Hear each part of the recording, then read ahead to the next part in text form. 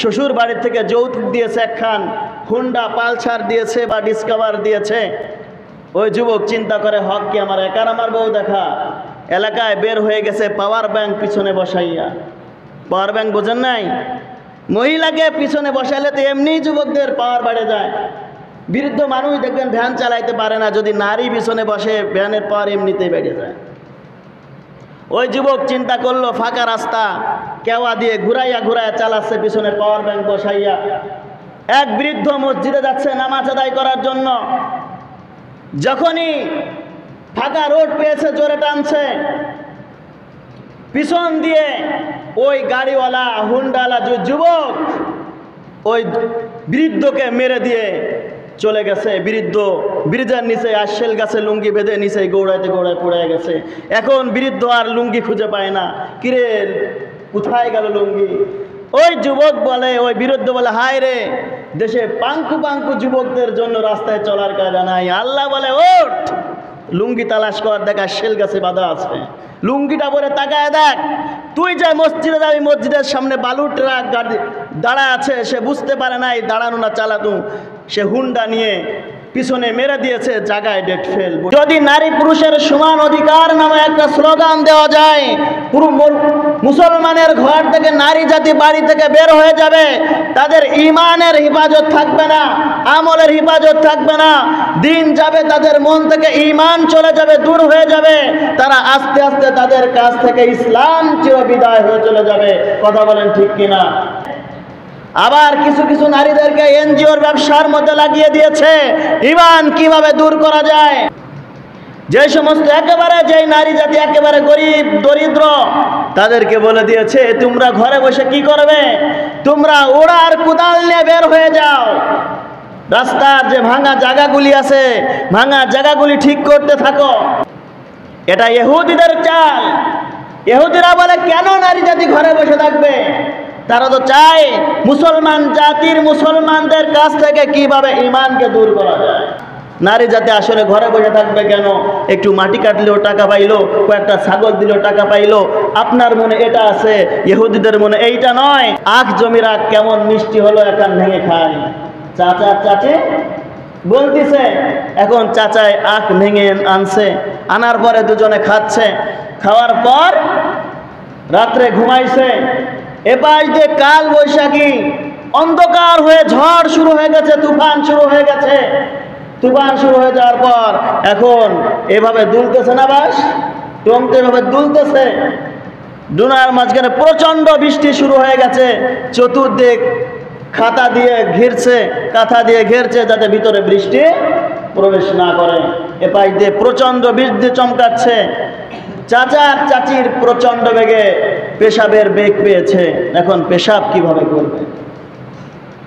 আকাশে প্রচন্ড বিজলি চমকাচ্ছে। এখন তাকে একটু উপরের দিকে একটা ছিদ্র দেখা যায়, যে ছিদ্রের ভিতর দিয়ে বিজলির আলোটা দেখা যায়। এখন চাচা চিন্তা করলো, অনেক কৌশলে চিন্তা করছে, দেখি ওই উপর দিয়ে ফুটা যেটা ছিদ্র আছে, ছিদ্র দিয়ে পেশাব করা যায় কিনা। চাচা অনেক চেষ্টা করে দেখে, না, এখান দিয়ে পেশাব করা যায় না। এখন চাচিকে বলল, হে স্ত্রী, ওখানে তো আমি উঁচা নাগল পাচ্ছি না, তুমি তোমার কাঁধে আমি উঠে ওই জায়গা দিয়ে পেশাব করি। এখন স্ত্রীর কাঁধে স্বামী বসে পেশাব করেছে। পেশাব করার পর স্ত্রী বলতে যাও, গো স্বামী, স্বামী স্ত্রীর তো সমান অধিকার, যেহেতু আমার কাঁধে তুমি হচ্ছে, এখন তো আমি তোমার কাঁধে উঠে আমি একটু ওই ছিদ্র দিয়ে পেশাব করি। এখন ওই চাচি চাচার কাঁধে উঠে এখন পেশাব করতে গেছে। আপনারা বলেন, চাচি কি ওই ছিদ্র দিয়ে পেশাব করতে পারবে? ওই ছিদ্র দিয়ে যখন পেশাব করতে গেছে, ওই চাচার পাঞ্জাবি বেয়ে জামা বেয়ে ভিজে চলে গেছে। বর্তমান সময় কিছু যুবক তারা বলে, হায় রে, রাস্তার উপর ইঁদুর ছেড়ে দিয়ে বিড়ালকে বলে, খবরদার ওদিক খাবি না। কিছু কিছু যুবক মনে করছে, হায় রে, নারী পুরুষের সমান অধিকার তো ভালোই হবে, ইফটিজিং এর সুযোগ পাবো। এই সমস্ত যুবকদেরকে বলতে চাই, এই সমস্ত পুরুষদের কথা একটাই, এই নারী জাতির সাথে যদি তোমরা একদল মিলিয়ে যদি বলো নারী পুরুষের সমান অধিকার, এই নারীদের পেশাবে তোমাদের ভেসে ইন্ডিয়া চলে যাওয়া লাগবে। এমন একটা কাহিনী, বিয়া করছে নালটু, মজা পায় বল্টু। একজন পুরুষকে পানির মধ্যে চুবাইয়া যদি বলা হয় খবরদার তোর লুঙ্গি যেন না ভেজে, কোনোদিন যদি লুঙ্গি ভেজে তোকে ফাঁসির কাস্টে ঝুলানো হবে। আপনারাই বলেন, লোকটা যদি পানির তলে থাকে সে লুঙ্গিটা কি তার বাঁচানো কোনোদিন সম্ভব? কোনোদিন সম্ভব নয়। বর্তমান শিক্ষা প্রতিষ্ঠানে যৌন মিলন সম্পর্কে শিক্ষা দেওয়া হয়, সমস্ত যৌন মিলন সম্পর্কে যৌন জিনিস শিক্ষা দেওয়া হয়।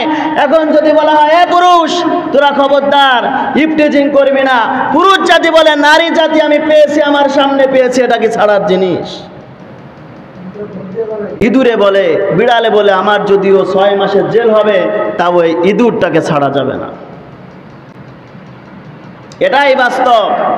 বর্তমান পুরুষ যে প্যান্ট পরে, পুরুষে যে প্যান্ট পরে, এর থেকেও তাকিয়ে দেখবেন নারী জাতি এর থেকেও টাইট প্যান্ট পরে।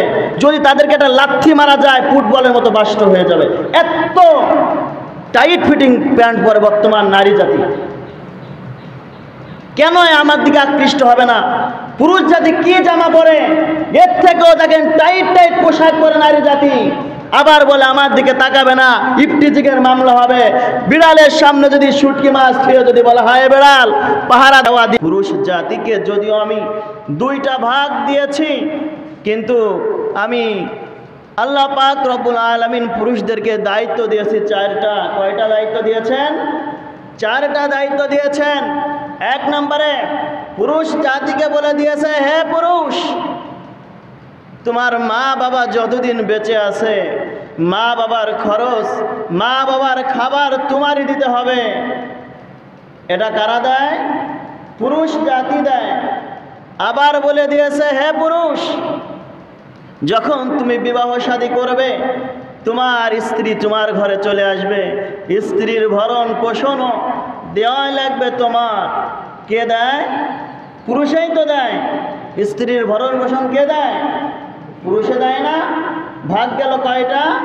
2টা। 1 নম্বরে মা বাবার খাবার যা কিছু প্রয়োজন হলো দিল পুরুষে। স্ত্রী বিবাহ শাদী করার পর সন্তান স্ত্রীকেও পুরুষেই খাবারের দায়িত্ব নিল, ভরণ পোষণের দায়িত্ব নিল। আবার আল্লাহ পাক রব্বুল আলামিন বলে, হে পুরুষ জাতি, তোমাকে আমি 2টা ভাগ দিয়েছি, দায়িত্ব দিয়েছি 4টা। 3য় নম্বরে যখন তোমার ঘরে সন্তান আসবে, সন্তানের ভরণ পোষণের দায়িত্ব তোমার। এই সন্তানের ভরণ পোষণ খাবার যা কিছু প্রয়োজন হয় কে দেয়? বাবাই তো দেয়। 4র্থ নম্বরে আল্লাহ পাক রব্বুল আলামিন বলেন, হে পুরুষ জাতি, যদিও তোমাকে আমি 2 ভাগ দিয়েছি, দায়িত্ব তোমাকে 4টা দিয়েছি। 4র্থ নম্বরে বোন যখন বড় হয়, বাবা যদি বৃদ্ধ হয়ে যায়, বা বাবা দুনিয়ার জমিন থেকে চিরবিদায় হয়ে গেছে অথবা বেঁচে আছে, যাহা কিছু প্রয়োজন হয় কে দেয়? পুরুষে দেয় নাকি মাতে দেয়? পুরুষেই তো দেয়। ভাই বোনের দায়িত্ব নিল, ভাই স্ত্রীর দায়িত্ব নিল, ভাই তার ছেলে মেয়ের দায়িত্ব নিল। 4র্থ নম্বরে ভাই তার মা বাবার দায়িত্ব নিল।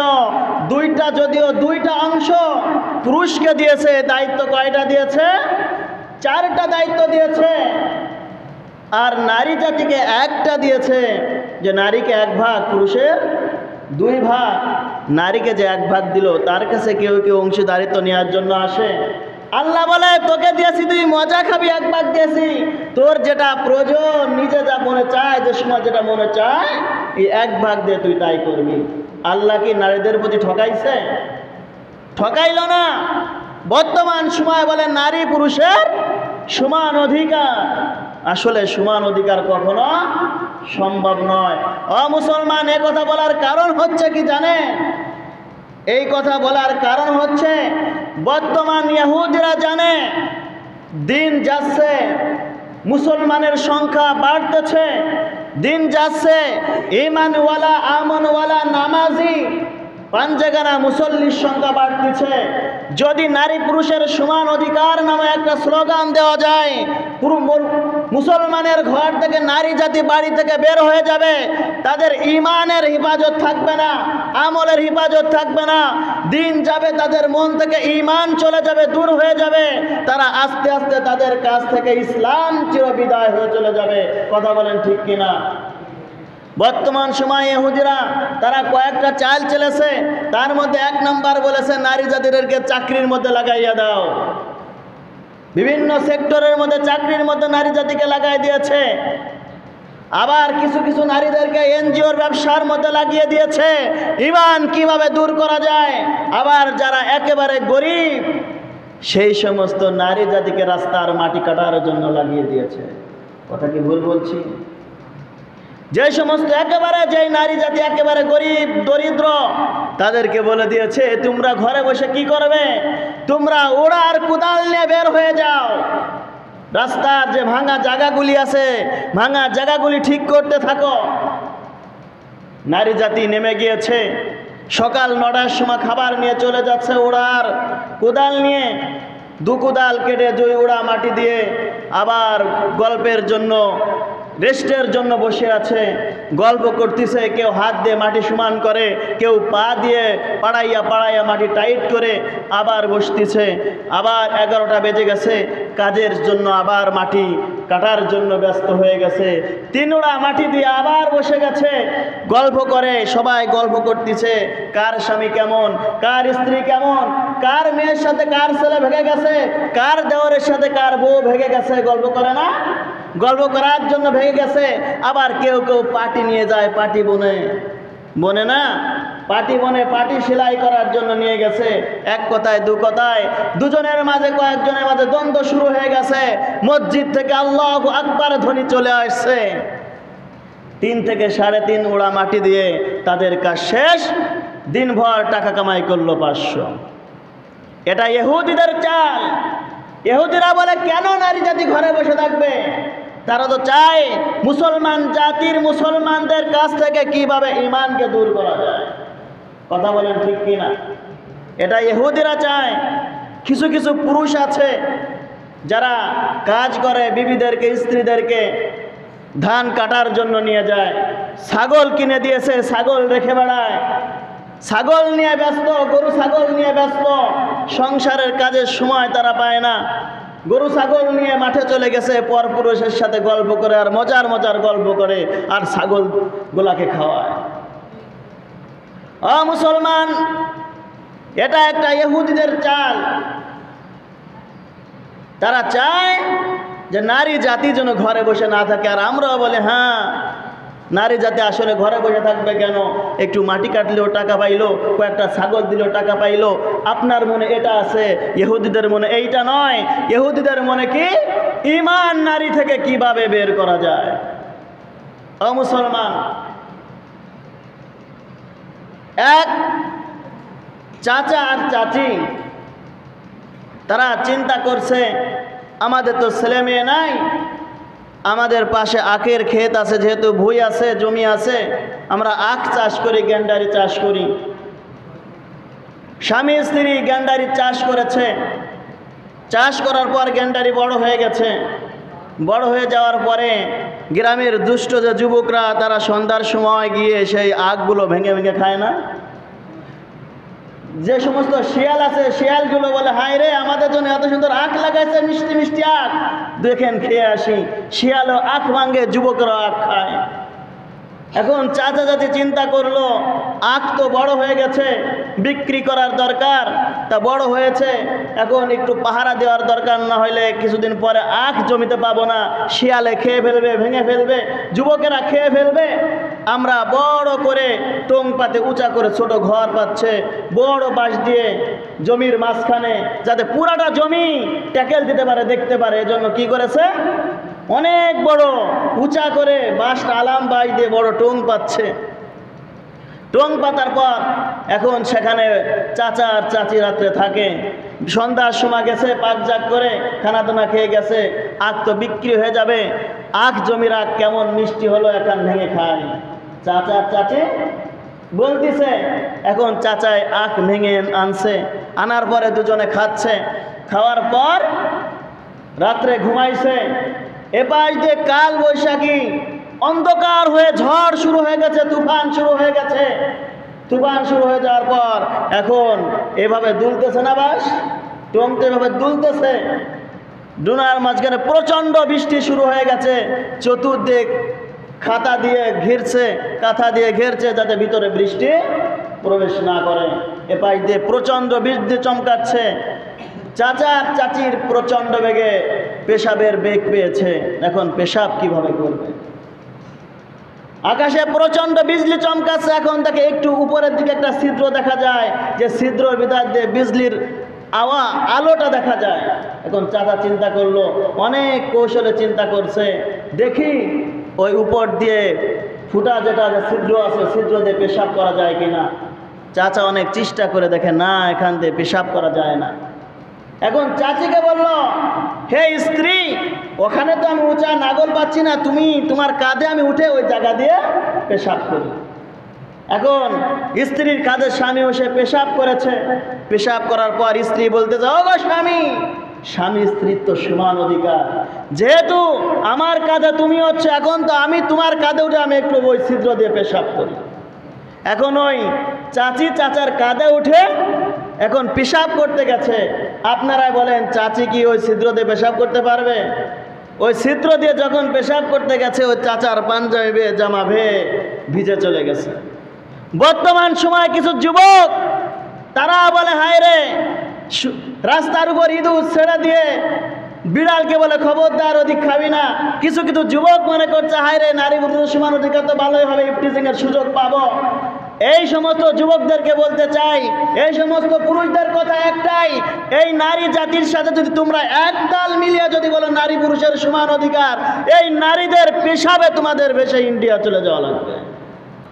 আল্লাহ বলল, পুরুষের সামনে, নারীদের সামনে যখন পুরুষ তোমরা যাইবা, মাথাটা নিচু করে তোমরা যাইবা।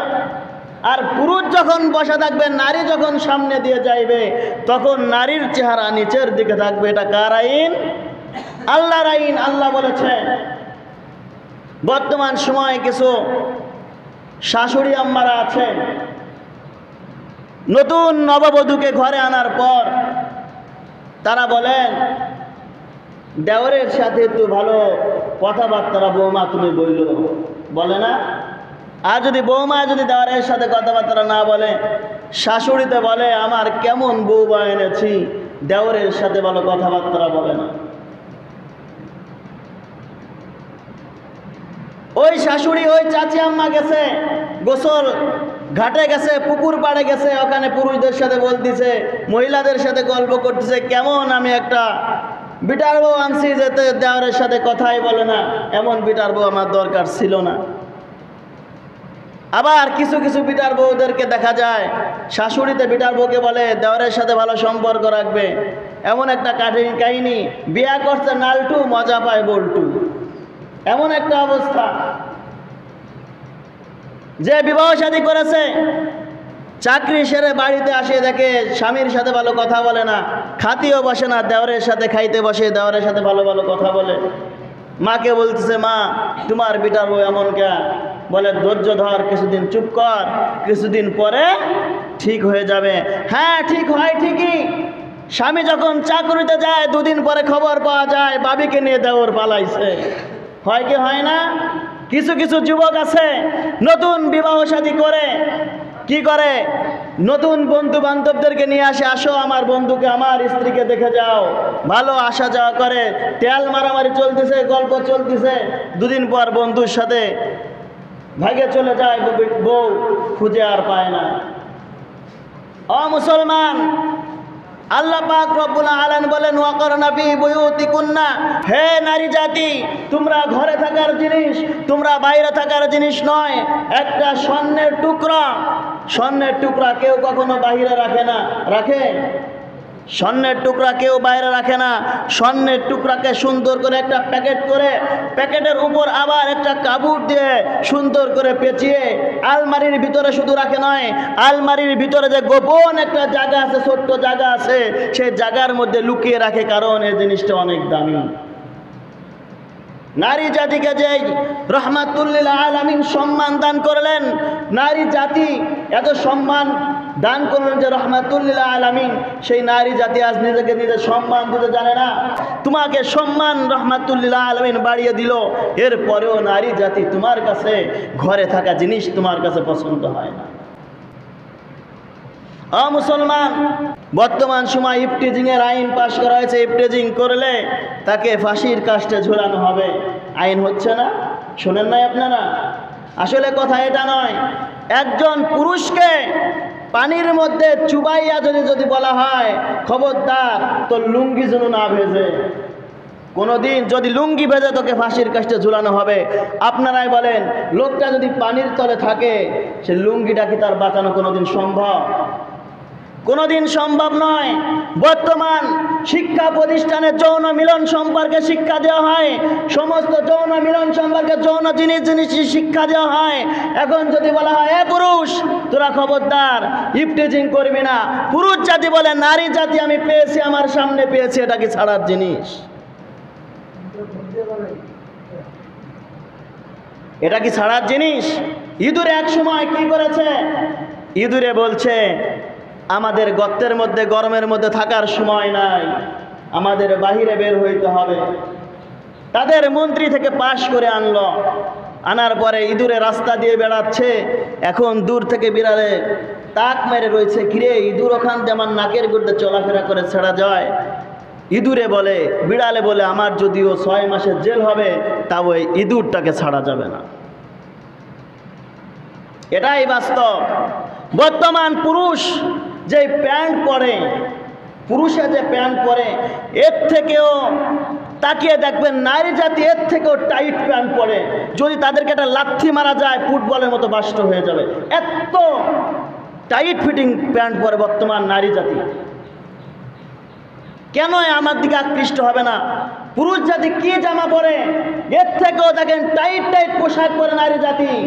আবার বলে আমার দিকে তাকাবে না, ইফটিজিংয়ের মামলা হবে। বিড়ালের সামনে যদি শুটকি মাছ খেয়ে যদি বলা হয় বিড়াল পাহারা দে। বিবাহ শাদী করেছি, এত সুন্দর একটা মেয়ে আমি বিবাহ করেছি, শ্বশুর বাড়ির থেকে যৌতুক দিয়েছে, একখান হুন্ডা পালসার দিয়েছে বা ডিসকভার দিয়েছে। ওই যুবক চিন্তা করে হক কি আমার একার আমার বউ দেখা? এলাকায় বের হয়ে গেছে পাওয়ার ব্যাংক পিছনে বসাইয়া। পাওয়ার ব্যাংক বোঝেন নাই? মহিলাকে পিছনে বসাইলে তো এমনিই যুবকদের পাওয়ার বেড়ে যায়। বৃদ্ধ মানুষ দেখবেন ভ্যান চালাইতে পারে না, যদি নারী পিছনে বসে ভ্যানের পাওয়ার এমনিতেই বেড়ে যায়। ওই যুবক চিন্তা করলো ফাঁকা রাস্তা কেওয়া দিয়ে ঘুরাইয়া ঘুরাইয়া চালাচ্ছে পিছনে পাওয়ার ব্যাংক বসাইয়া। এক বৃদ্ধ মসজিদে যাচ্ছে নামাজ আদায় করার জন্য। যখনই ফাঁকা রোড পেয়েছে জোরে টানছে, পিছন দিয়ে ওই গাড়িওয়ালা হুন্ডাওয়ালা যে যুবক ওই বৃদ্ধকে মেরে দিয়ে চলে গেছে। বৃদ্ধ ব্রিজের নিচে আশেল গাছে লুঙ্গি বেঁধে নিচে গৌড়াইতে গৌড়ায় পড়ে গেছে। এখন বৃদ্ধ আর লুঙ্গি খুঁজে পায় না, কিরে কোথায় গেল লুঙ্গি? ওই যুবক বলে, ওই বৃদ্ধ বলে হায় রে, দেশে পাঙ্কু পাঙ্কু যুবকদের জন্য রাস্তায় চলার কায়দা নাই। আল্লাহ বলে ওঠ, লুঙ্গি তালাশ কর, দেখা শেল গাছে বাঁধা আছে, লুঙ্গিটা পরে তাকায় দেখ। তুই যে মসজিদে যাবি, মসজিদের সামনে বালুর ট্রাক গাড়ি দাঁড়া আছে, সে বুঝতে পারে নাই দাঁড়ানো না চালানো, সে হুন্ডা নিয়ে পিছনে মেরে দিয়েছে, জায়গায় dead fail, body dead fail হয়ে গেছে, জায়গায় মৃত্যুবরণ করেছে। তুমি আরেকজনকে বাঁধাইছো, তুমি ঠিকই নিজে বাঁধবে। আল্লাহ পাক রব্বুল আলামিন বলেন, হে নারী জাতি, তোকে আমি সম্মান বেশি দিয়েছি, কিন্তু অধিকার একটা দিয়েছি। পুরুষ জাতিকে সম্মান দিয়েছি, যদিও 2টা ভাগ দিয়েছি। 2টা ভাগের মধ্যে আমি আল্লাহ 4টা ভাগে বিভক্ত করে দিয়েছি, নারীর 1টা ভাগের মধ্যে কোনো বিভক্ত করি নাই। নারীর 1টা ভাগ নিয়ে তুই সন্তুষ্ট থাক। তোর বাবাকেও দেখার দায়িত্ব তোকে দেই নাই, তোর বোনকে দেখার দায়িত্ব তোকে দেই নাই। এটা পুরুষদের দায়িত্ব, পুরুষ দেখবে। বরং তোকে যে দায়িত্ব দিছি দায়িত্ব নিয়ে থাক। যখন তুই বাড়াবাড়ি করবি তখন তো অ্যাক্সিডেন্ট হয়ে তুই পড়ে মরা ছাড়া তোর কোনো উপায় নাই। মুসলমান, আমাদেরকে ইহুদিরা যে কত পথে বিভক্ত করতেছে এটা আমাদের এখন বুঝে আসবে না। মনে করছে আমার স্ত্রী চাকরি করছে, আমার স্ত্রী ছাগল নিয়ে অনেক ছাগলে পাল বানিয়ে বিল্ডিং করেছে। আল্লাহ পাক রব্বুল আলামিন ডাক দিয়ে বলে, হে বান্দা, তোকে তো আমি সর্বশ্রেষ্ঠ করে তৈরি করেছি, চেহারার অধিকারী তোকে আমি বানাইছি। লাকাদ খলাকনাল ইনসান ফি আহসানি তাকওয়িম, শ্রেষ্ঠ জাতি শুধু তাই নয়, চেহারার শ্রেষ্ঠ জাতি, চেহারাও তোকে উত্তম চেহারা আমি আমি আল্লাহ দান করলাম, কেন তুই আমাকে ভুলে আছিস? কেন তুই নারী পুরুষের সমান অধিকার নিয়ে পড়ে আছিস? একটু চিন্তা কর। তুই যে খাবার খাচ্ছ জোহরের সময় সকালের খাবার খাচ্ছ, তুই কি একটু চিন্তা কর তুই ফজরের নামাজ আদায় করিস নাই? তুই জোহরের পরে আবার দুপুরের খাবার খাচ্ছ, একটু চিন্তা কর তুই কলাম জালেম জুলুম করছিস, তুই জোহরের নামাজ আদায় করিস নাই। রাত্রে বন্ধু বান্ধবের সাথে আড্ডা দিয়ে বাড়ি এসে ভাত খাচ্ছ, এখনও চিন্তা কর তুই সার নামাজটা কিন্তু আদায় করিস নাই। এরপরও আমি আল্লাহ পাক রব্বুল আলামিন বলে দিয়েছি, ফাযকুরুনি আযকুরুকুম, বান্দারে আমাকে একটু স্মরণ কর, দেখ আমি তোর দিক কীভাবে দৌড়াই, তুই আমাকে একটু স্মরণ কর। তুই নামাজের মধ্যে সিজদার মধ্যে পড়ে যা, তুই কিসের চিন্তা করছিস? তুই তো বিল্ডিং দিয়েছিস, তুই তো মনে করছিস ঘুমাচ্ছিস, এটুকু চিন্তা কর বিল্ডিং কিন্তু তুই করেছিস সুদের টাকা দিয়া। তুই গরিবদের কাছ থেকে জুলুম করে টাকা নিয়ে তুই ফার্নিচারে যে ঘুমাচ্ছিস, এটা জুলুমের ফার্নিচার, এটা বেশি দিন টেকবে না। এটা চিন্তা কর। তুই খাবার খাচ্ছিস, যে জমি থেকে তোর খাবারটা আসতেছে, এটা অন্যের গরিবের কাছ থেকে জুলুম করে তুই নিজের শক্তি খাটাইয়া জমিটা নিয়ে সেখানে তুই ধান ফলায়া ফসলগুলো খাচ্ছিস। একটু চিন্তা কর। এটা কে বলে? আল্লাহ প্রতিটা মানুষকে বলে দিয়ে দেয়, লাকাদ খলাকনাল ইনসান, তোকে না আমি সর্বশ্রেষ্ঠ করে বানাইলাম, কেন তুই আবার দুই নাম্বারি করিস? কেন তুই আমার নামাজকে ছেড়ে দিলি? তুই নিজেকে অপরাধী মনে কর, তুই নিজেকে অপরাধী মনে কর। তুই অপরাধী বারবার যদি মনে করিস, তুই আল্লাহ পাক রব্বুল আলামিন বলেন তুই তো নামাজ আদায় করছিস না, তুই রোজাও আদায় করছিস না, রোজার সময় তোর গ্যাস্ট্রিকের ব্যথা বেশি বেড়ে যায়, এটা নিয়ে তুই রোজা থাকিস না। তোর যখন হজের সময় আসে তুই টাকা অন্য কাজে খাটিয়ে বলিস আমার টাকা নাই, হজ করতে এখন পারবো না। কুরবানির সময় চলে এসেছে, তোর কুরবানি দেওয়ার সামর্থ্য আছে, তুই টাকা আর এক কাজের মধ্যে তুই লাগিয়ে দিয়ে বলিস আমার কুরবানি দেওয়ার মতো টাকা নাই।